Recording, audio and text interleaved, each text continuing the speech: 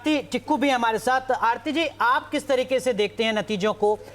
एक बड़ा तबका है विश्लेषकों का जो कह रहा है कि देखिए, अगर कमला हैरिस ही बनती हैं तब तो वही हालात रहेंगे जो बीते 4 साल में रहे, लेकिन अगर ट्रंप साहब आते हैं तो स्थितियां बदल सकती हैं भारत के पक्ष में भी, और कुछ ऐसी परिस्थितियां भी जो भारत को नुकसान पहुंचा सकती हैं, खासकर जो उनका नेशनलिज्म का जो मूवमेंट रहता है, उसमें H1B वीजा भी है, उसमें और तमाम चीजें हैं, कॉर्पोरेट टैक्स में कमी है और तमाम चीजें हैं।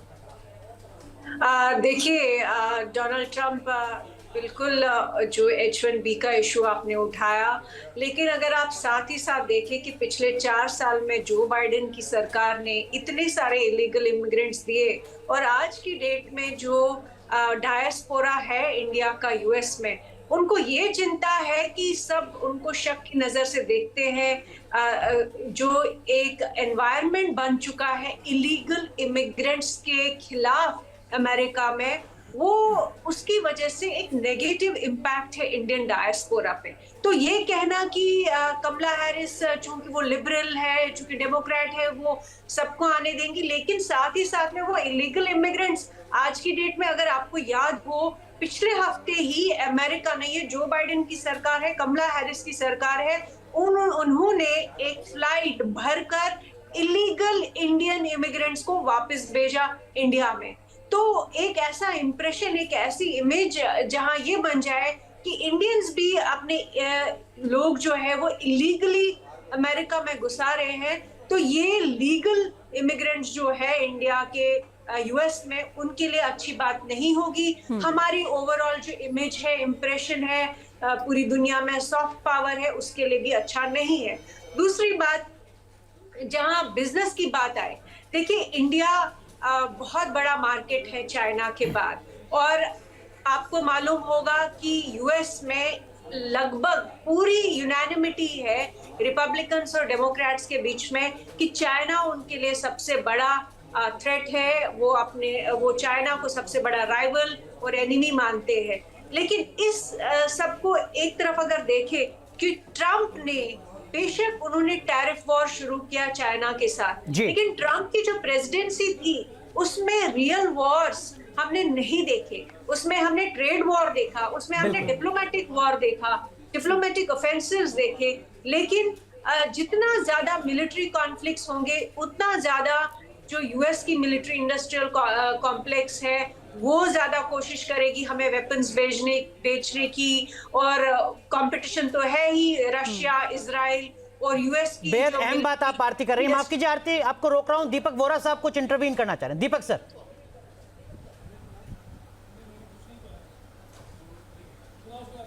नहीं, मैं कुछ नहीं कहना चाहता, सिर्फ मैं तारीफ कर रहा था जो आरती मैडम कह रही है, उनकी जानकारी बेमिसाल है, बिल्कुल सही कह रही हैं।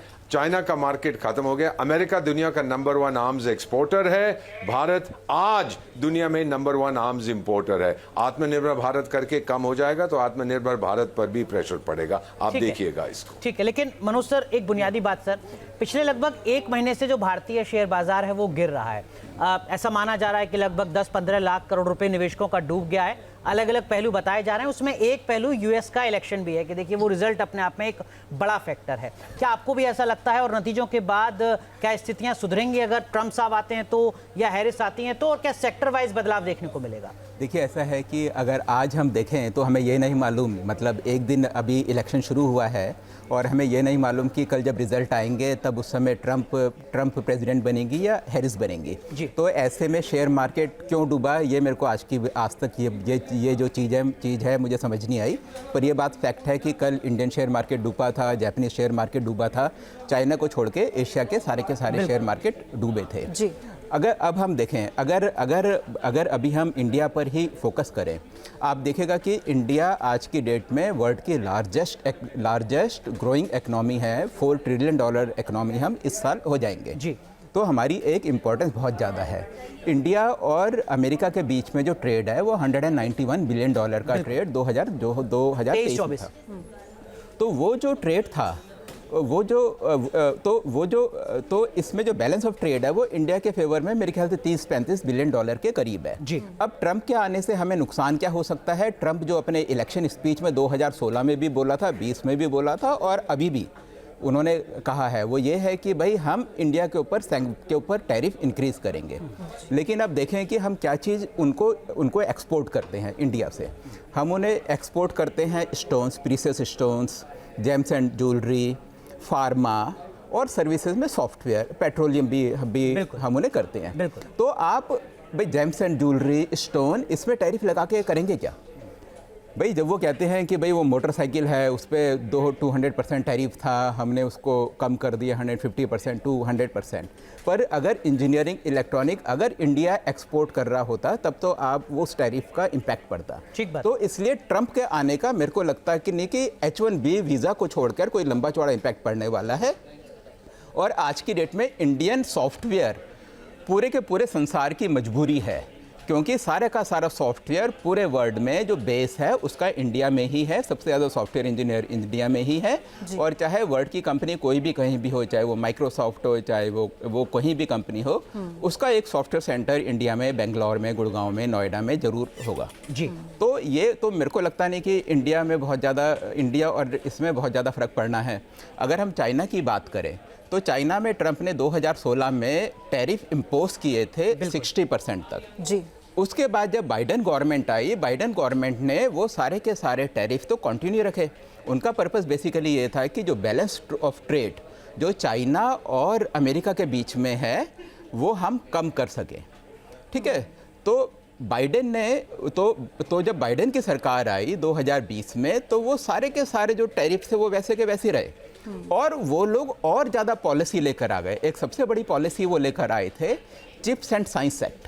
अब वो था क्या, देखिए, जैसा कि आज की डेट में जो डिफेंस सिस्टम है अमेरिका में जो भी बनता है 40% चिप्स उसकी चाइना से आती हैं जी। तो उन्होंने कहा कि अगर आप अमेरिका में ही चिप्स बनाएंगे, अपने कंपनीज को कहा, तो हम उसमें सब्सिडी देंगे। और सब्सिडी का भी लेवल आप देखिए, माइक्रॉन ने प्रोजेक्ट अपना वहाँ डाला अंडर दिस पॉलिसी, $40 बिलियन का $40 बिलियन का प्रोजेक्ट डाला कि हम सेमीकंडक्टर अमेरिका में बनाएंगे और सब्सिडी उसको कितनी मिल रही है, $38 बिलियन। तो जो हमारी PLI स्कीम्स हैं इंडिया की, अब इंडिया में मैन्युफैक्चरिंग की ग्रोथ क्यों हुई है? इंडिया में मैन्युफैक्चरिंग की ग्रोथ हुआ है, PLI बहुत बड़ा फैक्टर है। और आप देखिएगा कि वहाँ वो PLI के ही इक्विवेलेंट है, लेकिन वहाँ कितनी ज़्यादा सब्सिडी है, $40 बिलियन में $38 बिलियन सरकार तो सरकार वहाँ दे रही है। और किस तरीके से वो लोग अपने इंडस्ट्री को सपोर्ट कर रहे हैं। तो मेरे को लगता है तो, और ये जो पॉलिसी है, मतलब जो ट्रंप ने शुरू करी पॉलिसी, वो पॉलिसी ये लोग आगे और लेकर गए। तो दीपक वोरा जी जैसे कह रहे थे कि वहाँ एक डीप स्टेट है, तो चाहे सरकारें चेंज होती है लेकिन कोर पॉलिसी उनकी वही रहती है। आरती टिक्कू भी कुछ कह रही है, मैं आऊंगी। आरती जी आप अपनी बात कहिए। एक छोटा सा कमेंट ये कि H1B वाला इशू, मुझे नहीं लगता है कि ट्रंप सरकार के अंडर कोई हम लोगों को कोई बहुत ज्यादा नुकसान होने वाला है, क्योंकि ट्रंप इनफैक्ट उन्होंने इलेक्शन पिछले 1-2 महीने पहले ही उन्होंने एक स्टेटमेंट दिया जिसमें उन्होंने कहा कि वो इंडिया से वो हाईली क्वालिफाइड स्किल जो है वो चाहेंगे कि वो लाना। इनफैक्ट उन्होंने अपनी पुरानी पॉलिसी से वो शिफ्ट हुए हैं। उन्होंने अब जो पिछली टर्म में उन्होंने ये कहा था कि वो H1B भी रिड्यूस करेंगे, वो नहीं आने देंगे बाकी लोगों को। इस बार की उनकी पॉलिसी ये है कि वो हाई स्किल्ड लेबर लाएंगे, लेकिन जो लोअर स्ट्रेटा है, लोअर लेवल का जो स्किल आता है, मुझे नहीं लगता है कि उसको उतनी छूट मिलेगी। और शायद ये कारण भी है कि कमला हैरिस भर के वापस भेज रही है जो इलीगल इमिग्रेंट है, जो कि हाईली स्किल्ड लेबर नहीं है जी। लेकिन इसी बीच आपको बताएं, अमेरिकी चुनाव में जिस तरह से अभी जो वोटिंग शुरू हुई है, तस्वीरें हम आपको दिखा रहे थे, रेड और ब्लू स्टेट क्या होते हैं, स्विंग स्टेट कौन से होते हैं और वो किस तरह से जीत हार की जो बड़ी भूमिका निभाते हैं, ये जानने के लिए चलेंगे हमारी सहयोगी हिमानी नथानी के पास। सबसे पहले अमेरिकी चुनाव की अगर अंक गणित की हम बात करें तो कुल इलेक्टोरल कॉलेज की अगर बात करें तो वो 538 है और इलेक्टर्स की संख्या 535 है। अतिरिक्त इलेक्टर्स की अगर हम बात करें तो उनकी संख्या 3 है और बहुमत के आंकड़े की अगर बात करें तो वो जो नीचे यहां पर आपको लाल रंग में यहां पर नजर आ रहा है ब्लिंक करता हुआ, 272 इसका आंकड़ा है। हाउस ऑफ रिप्रेजेंटेटिव की अगर हम बात करें तो उनकी 435 उनकी संख्या। सीनेट के सदस्यों की बात करें तो वो 100 बहुमत का आंकड़ा हम लगातार यहां पर आपको दिखा रहे हैं। तो ये अमेरिकी चुनाव का जो अंक गणित है। अब थोड़ा आसान भाषा में हम आपको इसको समझाने की कोशिश करते हैं कि क्या है इसकी चुनाव की प्रक्रिया। अमेरिका के नतीजे पॉपुलर वोट से तय नहीं होते हैं। तो आपको चाहे कितने ही पॉपुलर वोट मिल जाए, जरूरी नहीं है कि अगर आपको ज्यादा मिले तो आप ही जीतेंगे चुनाव। आम वोटर्स के वोट को दरअसल पॉपुलर वोट कहा जाता है। क्या होता है पॉपुलर वोट, ये हम पहले यहां पर आपको बता रहे हैं। और सीधे राष्ट्रपति के लिए वोट नहीं करते हैं जो अमेरिकी वोटर्स होते हैं। ये आसान भाषा में अमेरिकी चुनाव की प्रक्रिया हम आपको बता रहे हैं। हर स्टेट में इलेक्टर ग्रुप के लिए करते हैं वोट, और इसके अलावा जीत के बाद इलेक्टर्स करते हैं राष्ट्रपति के लिए वोट। ये प्रक्रिया हम आपको बता रहे हैं कि चुनावी मुकाबला राष्ट्रीय नहीं बल्कि जो स्टेट वाइज है वो दरअसल होता है। अमेरिका में कुल 538 इलेक्टोरल कॉलेज या फिर सीट आप उसको कहिए वो होते हैं। भारत की तरह ही वहां भी बहुमत से बनती है सरकार, और बहुमत का आंकड़ा है 272। भारत में बहुमत के लिए 50% यानी कि 272 सीटों की जरूरत होती है। और यहां भी अगर हम उस तरह से देखें तो अमेरिका में भी 50% यानी कि 270 इलेक्टर्स की आपको जरूरत होगी। वो अंक गणित हमने पूरा यहां पर आपको बताया।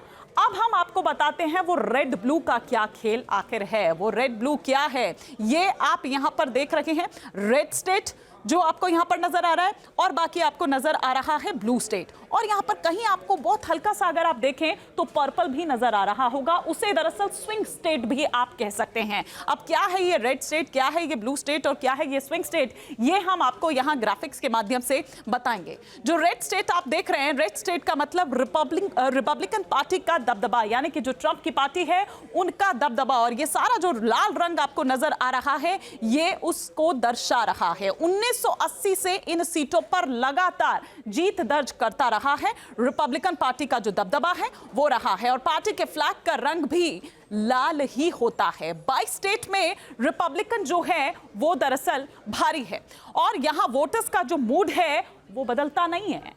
ये हम वो आपको स्टेट बता रहे हैं। रेड स्टेट में ज्यादातर ग्रामीण इलाके आते हैं जहां पर रिपब्लिकन जो पार्टी है उसका दबदबा है वो भारी है। अब हम रेड स्टेट के बाद बात करते हैं ब्लू स्टेट की। ब्लू स्टेट यानी कि डेमोक्रेटिक पार्टी का दबदबा, यानी कि अब हम यहां पर बात कर रहे हैं कमला हैरिस उनकी पार्टी की। 1992 से डेमोक्रेट्स की लगातार जीत यहां पर होती रही है। इसके अलावा डेमोक्रेटिक पार्टी के फ्लैग का जो रंग है वो भी नीला है, यानी कि वो भी ब्लू है। और साल 2000 में पहली बार जो कलर कोड हैं वो बनाए गए, वो सामने आता है। 27 स्टेट में डेमोक्रेट्स भारी है। ये जो यहां आप देख रहे हैं वो भारी आपको दिख रहा है। इन जो इलाके ब्लिंक कर रहे हैं वहां दरअसल डेमोक्रेट्स। अब स्विंग स्टेट की बात करते हैं। अब स्विंग स्टेट जैसा कि आप नाम से ही समझ सकते हैं, स्विंग यानी कि जो स्विंग करते रहते हैं, यानी कि जो एक जगह पर ठहरते नहीं है, उस पर भी हम आएंगे, लेकिन पहले इसकी संख्या की बात करते हैं। स्विंग स्टेट की जो संख्या है वो 7 है।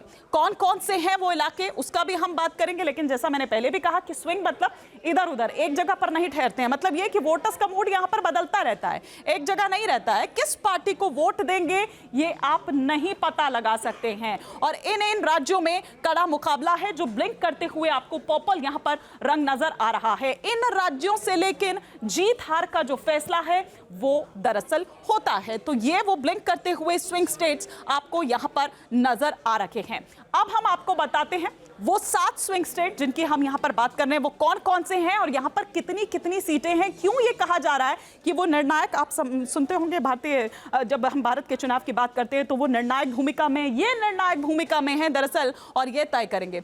सबसे पहले अगर हम बात करें एरिजोना की तो यहां पर 11 सीट आती हैं। इसके अलावा अगर हम बात करें जॉर्जिया की तो जॉर्जिया में 16 सीट आती है।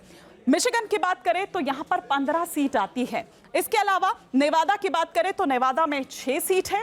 साथ ही साथ नॉर्थ कैरोलिना की अगर बात करें तो 16 सीट्स यहां पर हैं। ये वो स्विंग स्टेट जो आप यहां पर देख रहे हैं। इसके अलावा पेंसिल्वेनिया जहां पर 19 सीट है। तो ये वो 7 सीट आपको 7 स्टेट्स आपको यहां पर नजर आ रहे हैं, और उनकी सीट्स भी हम यहां पर आपको बता रहे हैं। इसके अलावा विस्कॉन्सिन की अगर बात करें तो विस्कॉन्सिन में 10 सीट। तो आपने स्विंग स्टेट के बारे में समझा, किस तरह से ये जो स्टेट हैं कितनी महत्वपूर्ण भूमिका निभाते हैं। लेकिन आपको हम ये भी बता दें कि बहुमत के लिए जो 270 के आंकड़े की हम बात कर रहे थे, एक बार फिर से आप देखिए जो पूरी टैली है, इसमें अगर हम इन 50 राज्यों में कुल 538 इलेक्टोरल कॉलेज वोट हैं, जिसमें बहुमत के लिए 270 की जरूरत होती है। लेकिन संजीव श्रीवास्तव सर, आप ही के पास आते हुए स्विंग स्टेट की बात पहले कर रहे थे और अभी हमने उसको समझाने की कोशिश की अपने दर्शकों को। ये जो महत्वपूर्ण स्टेट है जिसमें विस्कॉसिन है, नेवाडा है, मिशिगन है, नॉर्थ कैरोलिना है, एरिजोना है, पेंसिल्वेनिया है, ये बहुत इंपॉर्टेंट है। इनके बारे में विशेषज्ञ भी नहीं भाप पाते हैं। तो आप कैसे देख रहे हैं इस बार, ये कितना बड़ा फैक्टर होने वाले हैं इस बार के चुनाव में? एक बार फिर महत्वपूर्ण भूमिका और क्या सर होगी? पेंसिल्वेनिया की सबसे ज्यादा चर्चा क्यों हो रही है संजीव सर? पेंसिल्वेनिया की सबसे ज़्यादा चर्चा इसलिए हो रही है कि मैक्सिमम इलेक्टर्स इसी स्टेट से आएंगे। 30 का मेरे ख्याल से सातों स्टेट्स मिला के कोई 55 के करीब इलेक्टर्स इलेक्ट करेंगे, जो इन टर्न उन 538 वोटर्स में से है एक तरह से, जो राष्ट्रपति को इलेक्ट करेंगे। तो उसमें से 30 पेंसिल्वेनिया में है। तो ये सबसे बड़ा स्टेट है। भारत के संदर्भ में देखें तो ये उत्तर प्रदेश या महाराष्ट्र हो गया इन टर्म्स ऑफ नंबर्स। और ये इसलिए भी बहुत इंपॉर्टेंट हो जाते हैं कि इनका मालूम नहीं इनका रुझान किस तरह रहेगा। अभी इन स्विंग स्टेट्स में से जो लास्ट पोल संडे को न्यूयॉर्क टाइम्स ने किया था, उसमें 3 स्टेट्स में कमला हैरिस आगे थी, एक में ट्रंप आगे थे, लेकिन उसका कोई मतलब नहीं है क्योंकि ये लास्ट मिनट तक चेंज होगा। तो पिछली बार इन 7 स्विंग स्टेट्स में 6 बाइडेन ने जीती थी। इस बार इसकी संभावना नहीं लगती है कि ऐसा फिर से डेमोक्रेट्स के पक्ष में जाएगी बात। तो ये 6 स्विंग स्टेट्स इसीलिए इंपॉर्टेंट हो जाती हैं कि अल्टीमेटली कौन बनेगा अमेरिकी राष्ट्रपति, वो ये 7 स्टेट्स डिसाइड करेंगी। इसमें सबसे ज़्यादा नंबर पेंसिल्वेनिया का है, सबसे छोटे 6 इलेक्टोरल मेंबर्स आएंगे नेवाडा से। तो उसी संदर्भ में इनकी इंपॉर्टेंस है।